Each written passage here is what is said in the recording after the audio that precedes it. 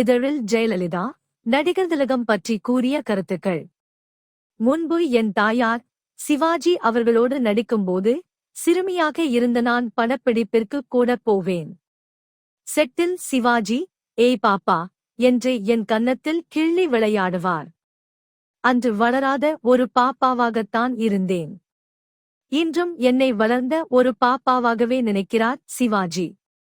கலாட்டா கல்யாணத்தில் நான் அவரோடு முதலில் கதாநாயகியாக நடிக்கும்போது எனக்கு என்னவோ ரொம்ப பழகிய ஒருவரோடு நடிப்பது போலத்தான் இருந்தது.